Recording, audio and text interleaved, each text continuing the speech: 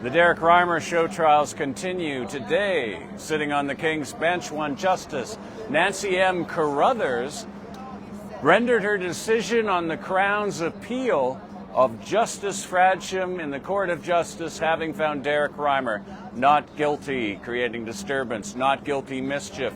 At the Seton Library, this was a very important case to those who are continuing to protect, defend, enforce the grooming of children, also known as reading with royalty, because it set in motion all of the show trials, all of the arrests, the detainment, the bail hearings, and the ever-increasing arc of bail conditions which have the effect of telling Derek REIMER, you may not peacefully protest the grooming of children. Now, Carruthers summarized, of course, the defense submissions, the Crown submissions, and she looked at case law.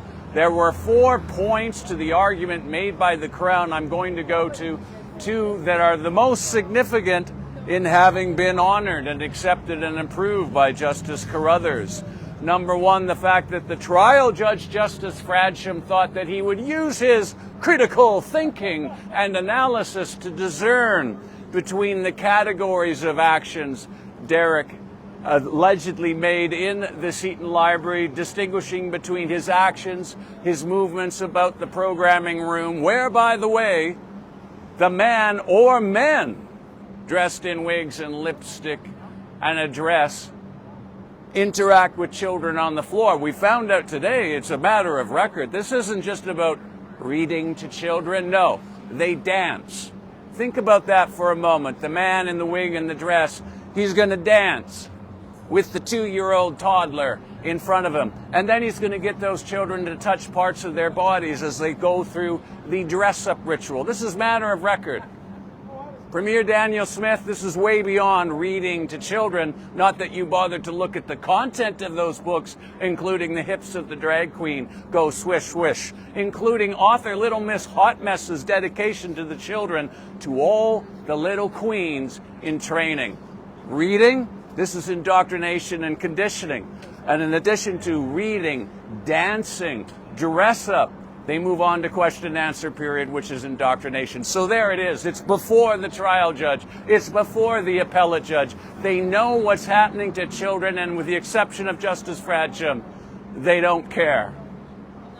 And the judge today, the appellate judge, has argued that there was an error in law when Justice Fradsham used critical thinking to distinguish, well, there's Derek's words and there's Derek's actions, and some of them are not wrongful. Some of them don't meet the threshold of enumerated behaviors.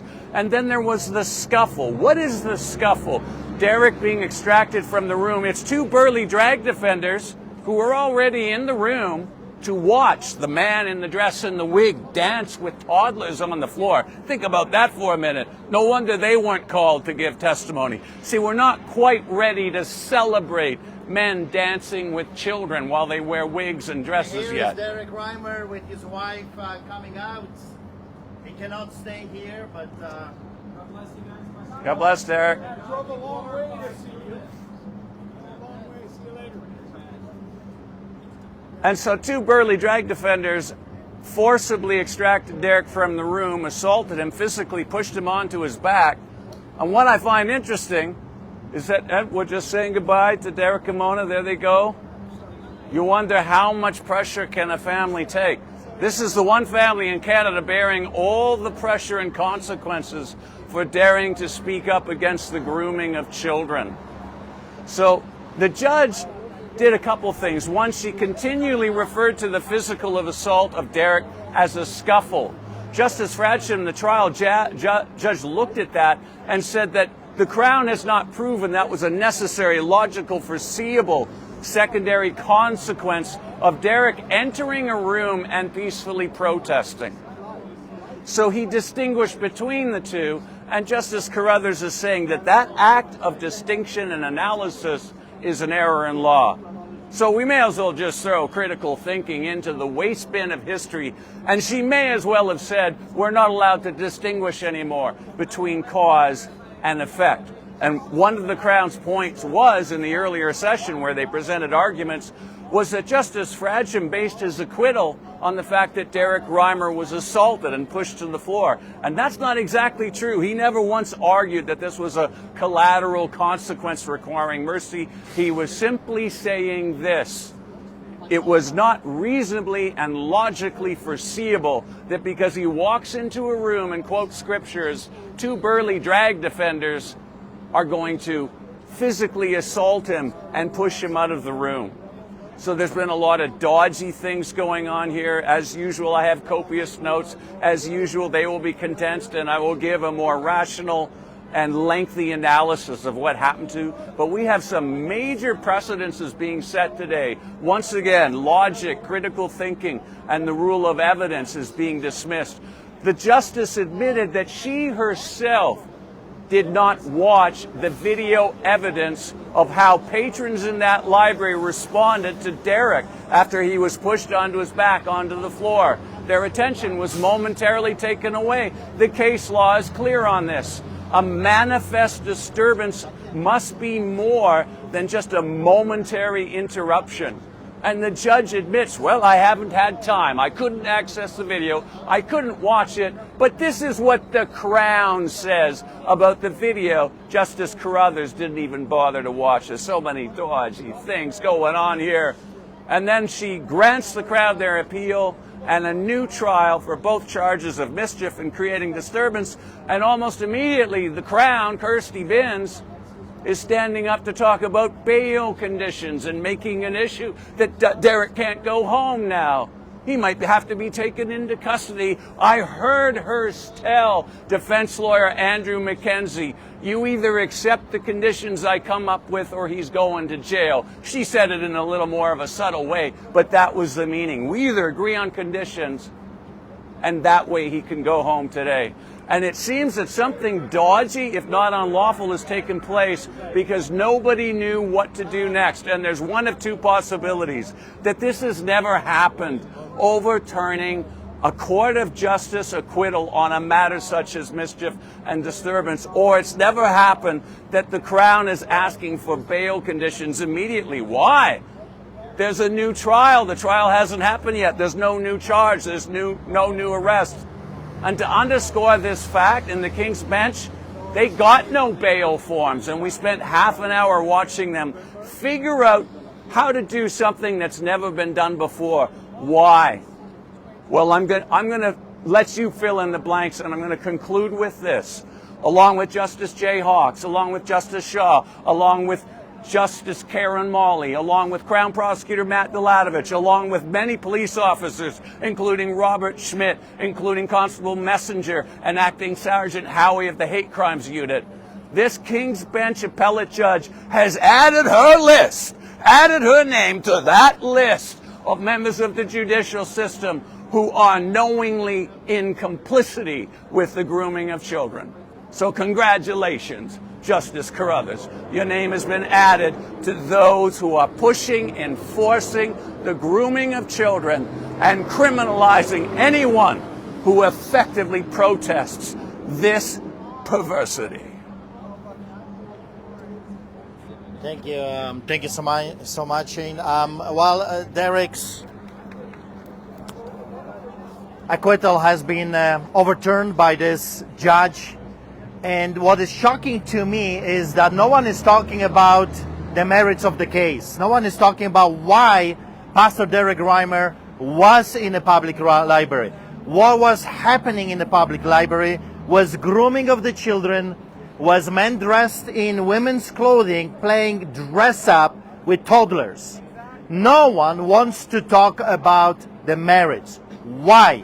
He was there to protect children. He was there to bring awareness to others, to those taxpayers that are actually paying for the grooming of the children. He was there to expose what is happening behind the closed doors, and the judges don't want to talk about this. The Crown prosecutors are avoiding the merits of the case like a bubonic plague. And that's the shocker to me. But I have seen this growing up behind the Iron Curtain under another corrupted regime, under communism and socialism. I want to ask Emmanuel to come as well. He has been sitting in the courtroom. He has been observing this. I mean, I can always be taken as the big mouth that is, pouncing on the corrupted government all the time for the past 20 years. But here is another immigrant that came here for the same thing I emigrated here, for freedom, for justice, for the rule of law. We are observing lawlessness right now. And where are our representatives? That's another question. Where is the premier, the hero of Alberta, the conservative of the conservatives, the Trump of the West? Where is Danielle Smith? Well, she's flipping pancakes because she is a flip-flopping politician. So she does. I guess the qualification right now to be a premier is to know how to flip the pancakes. I mean, that's the only requirement that is needed right now. Where are the members of parliament? Why there is no one speaking about this case? Where is the opposition, the so-called Conservative Party? Where is your hero, Pierre Poilievre, fighting for children? Where is he hiding? Oh, I know, he's flipping pancakes. Well, there you go. We have no representation either in Alberta or federally in Parliament. We have no politician willing to stand for us, the parents and the children. We have taxpayers' money that are being allocated to groom the children. And it seems that the merit of the case, the real meat of the case, no one wants to talk about. And my God, the corrupted to the core propaganda mainstream media. I blame them, the liars, on your television, in your newspapers like Calgary Herald, Calgary Sun, CTV, Global News, National Post, CBC. All of them are colluding in these atrocities. All of them are part of this problem. Without the support of the propaganda media, the politicians will not be able to hurt our children. They are all guilty together, all of them. And let me be a pastor a little bit. Hell awaits them. Hell awaits the professional liars, propaganda, and the crooked judges, crown prosecutors, law enforcement agents, and the so-called representatives of the people. So, Emmanuel, you escaped the horror like I did. You came to this country for a purpose, for a reason. Like, why have you come here? Let the people know, because Canadians, unfortunately, have no clue what's happening to their country. They had too good for too long. But people like you and me, we came here and we are seeing something that we hope never to see again, right? Absolutely. Thank you, Pastor Art. So, as Pastor Art said, I came here a long time ago to basically enjoy the freedom that this country provided at that time. We had freedoms that have long been erased. I don't know who erased them. I don't know if the laws were rewritten. As I understand it, there were mandates that were added to laws that made the laws invalidated. But for me, as a citizen of this province, I'm here.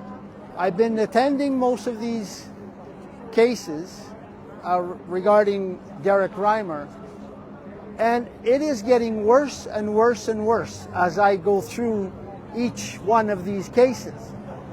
And it's everybody is kind of ignoring the fact that Derek REIMER has not committed a crime per se. There was no crime committed.